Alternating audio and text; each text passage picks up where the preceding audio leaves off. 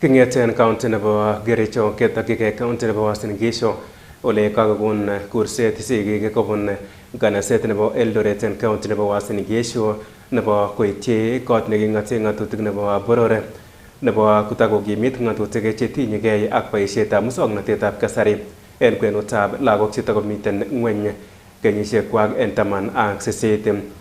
Kikoito kursanoton en tarik anan kikoito kursanoton en tarik 10 arawetab 8 en kenyini ole kimuche kokoito somenywan en anan koityi clerk nebo kot neking'ate ng'atutik nebo emoni. Genyorun logoiwek chechang ak Cherotich Korir.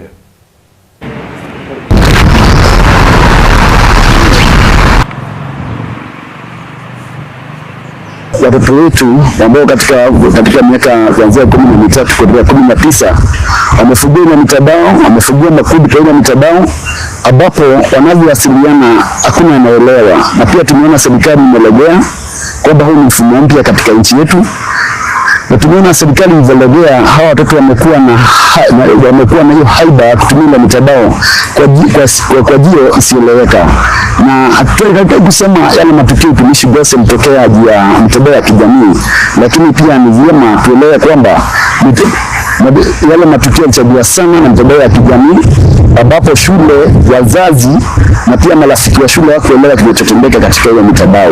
Ndiposa tumekuja na huu mswada na tumeupeleka bunge ili ya kwamba tusaidie kizazi, kwa sababu tunapoendelea vile tutakuwa kwamba hatuna kizazi pale mbeleni, kwa sababu utakuta kwamba kuna hii artificial AI ambapo mwanafunzi anaulizwa swali hata hataki kufikiria, tuko na wao, anakimbia kwa simu, anataka kuangalia AI ambayo inatoa answer mara moja. Kwa hivyo sisi tunaomba ya kwamba hizi mitandao iondolewe kwa watoto wetu ambao wako chini ya umri wa miaka 18, na hiyo itakuwa rahisi kwa sababu huyo mtoto hana ID ama hana ile kitambulisho. Kwa hivyo kama mtandao wowote utakuitisha kitambulisho, basi tutakuwa tumeokoa hiki kizazi.